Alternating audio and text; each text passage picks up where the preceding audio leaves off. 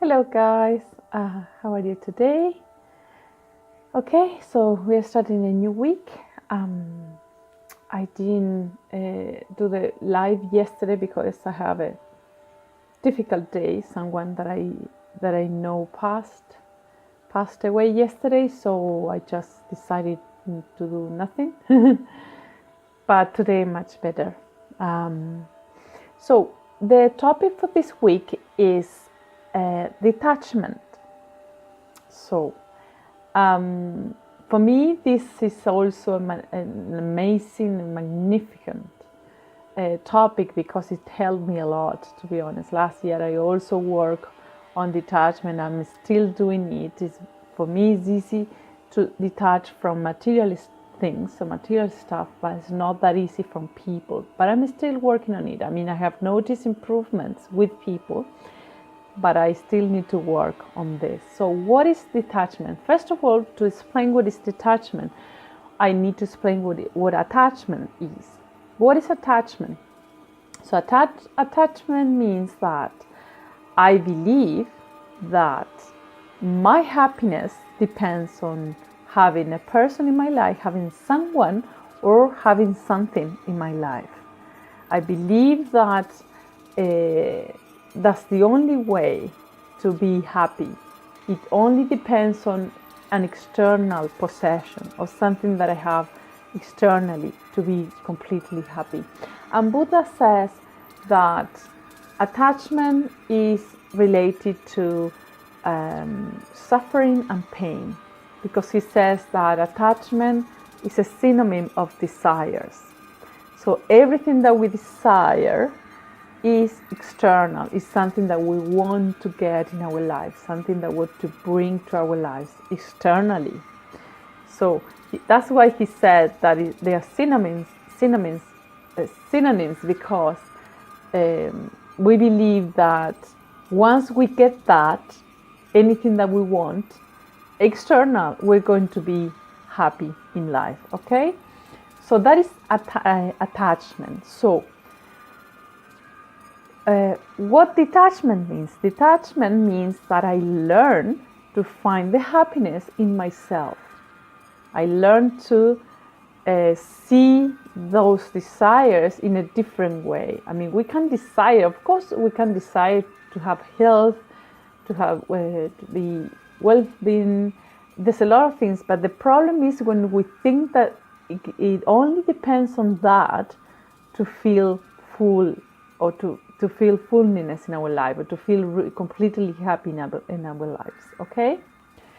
Okay, so this attachment has certain features. Okay, so as I think that my happiness depends on other people or on other things, that means that I feel separated from what is around me. I mean, I believe that I'm totally separated from the outside.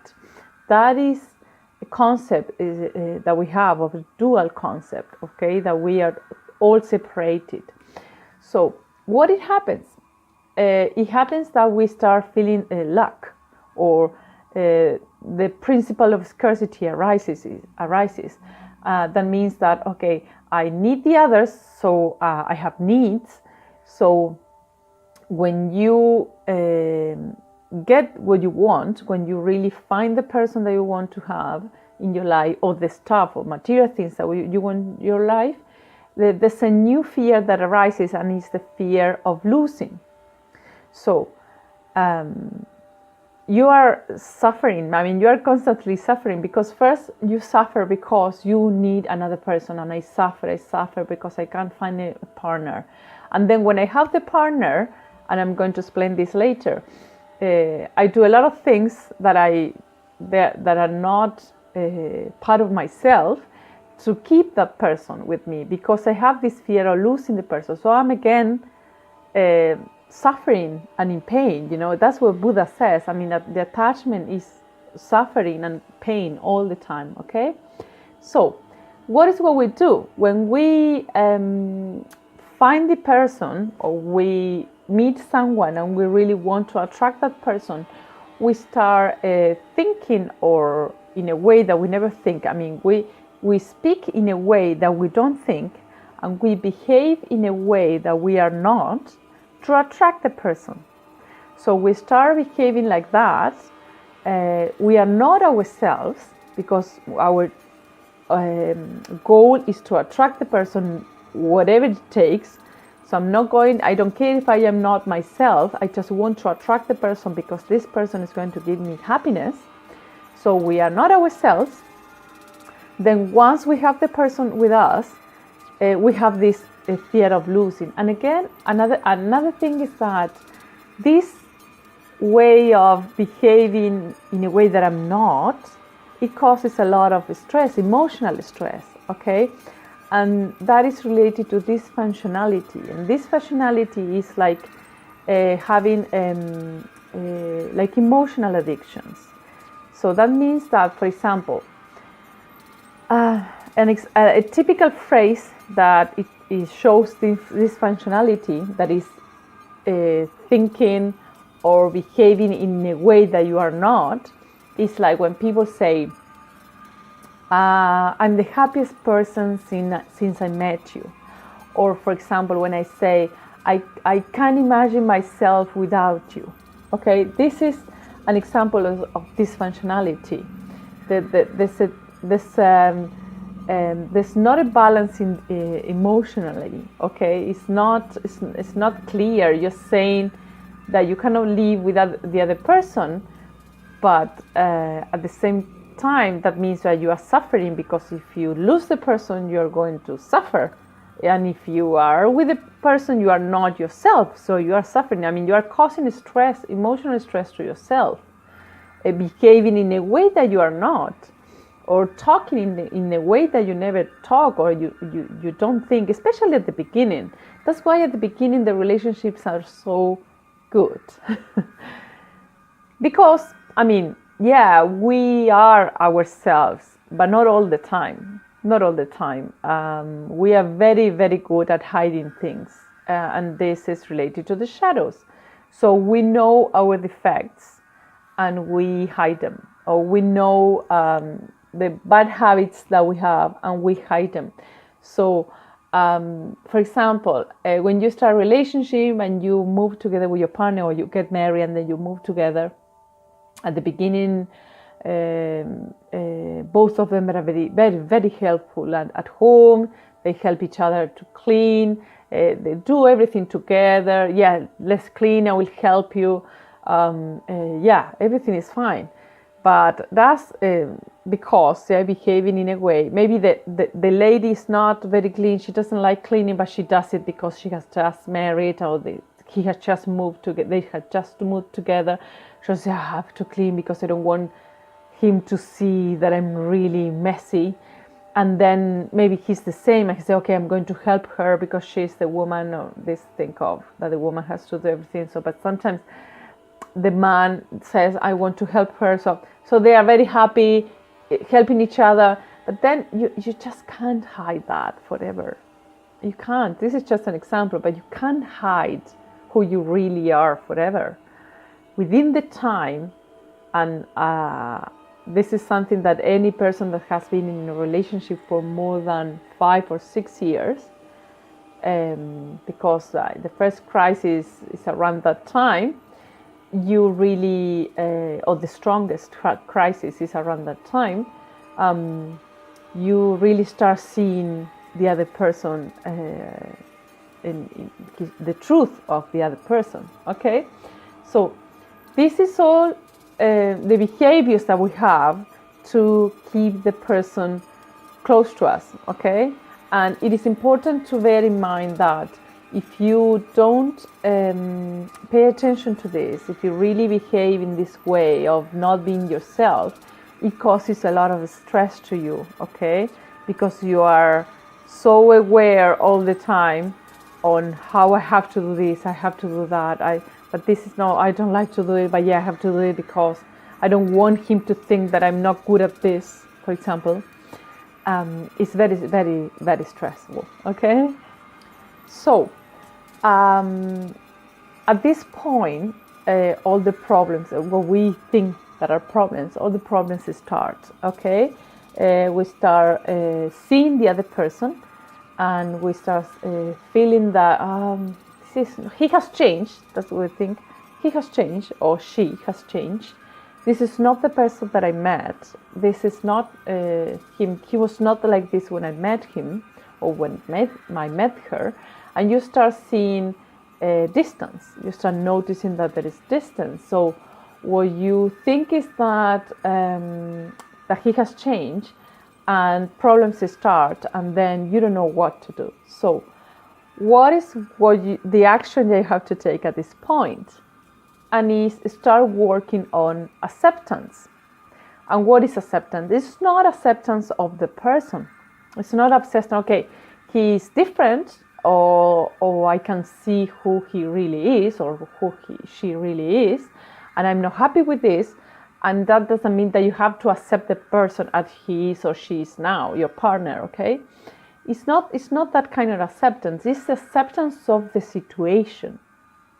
Okay, of the experience that you are living now, that all the problems arise, okay? What do I mean with this? I mean that instead of seeing these bad experiences and the suffer and the pain that you are suffering, instead of being so focused on that, on the pain and suffering and discomfort, because you are very emotional, you have emotional discomfort, instead of focusing on that, try to focus on accepting the situation and say or think, what do I have to learn from this? Because every single situation in life, good or bad, is here to teach us something. So this is the way that you have to see it, as accept the situation. And accepting it is saying, okay, what do I have to learn from this? And why is important this? Because I'm going to talk about the mirror or the shadow again, because everything that you are living is a projection of this information that you have in your unconsciousness. Okay, so this kind of information that you have about yourself, you project it in the outside, in experiences and people and relationships that you have in your life. So you have to see every single experience as a learning about yourself. Okay, what is what I have to learn about myself in this situation? And at this point, when you really accept all this experience, you start behaving with wisdom, because acceptance is wisdom. Okay, the other point is resignation, which could be criticizing, judging, saying I'm fed up of this, I want to get divorced, or so that is resignation. It's just not accepting what is happening. That resignation is pain and suffering, and acceptance is wisdom. Okay, acceptance is moving, is moving forward, is movement. Movement, that means growing. It's a personal growth. You are growing when you accept. Okay, because when you accept, you learn something, and you learn something about yourself, something that was stopping you from, or blocking you, or making you suffer. And when you learn, it just disappears. When you learn something about yourself in a bad situation in your life, because you learn how to accept it, suffers just disappear. Okay, it just disappears. So acceptance is movement, and resignation is stillness. It's staying stuck in the same thing all the time, not really analyzing the situation. It's just complaining and complaining and complaining. Okay, that's the action that you have to take when you face this kind of these situations that are really making you suffer in life. Okay, so the detachment, that is the point in this situation that detachment arises. And it's okay to have needs. I mean, you can have needs. It's not that so I cannot have needs or desires in my life. Yes, sure, we all have desires and dreams and needs. But the problem is when we attach to them. If you have needs and desires in your life, just let them go. Just release them. Don't focus so much on how I'm going to get this, how I'm going to get it. Because when we focus on how I'm going to get it, is when we start behaving in ways that we are not, or we start thinking in ways that we never think. Because when you want something and you really want to work on how to get it, you just don't care. I mean, you do whatever it takes to get it. But it's much, much more easier, and I can assure you this, it's much, much more easier to have a dream, to have a desire in life, and let it go, and leave it to the universe, and say, okay, this is what I want, and just send it to you, to the universe, and I'm going to teach you a meditation that I practice.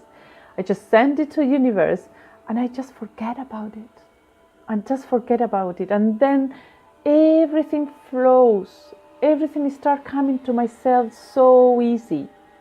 So easy. It's just, I'm not forcing anything to get what I want.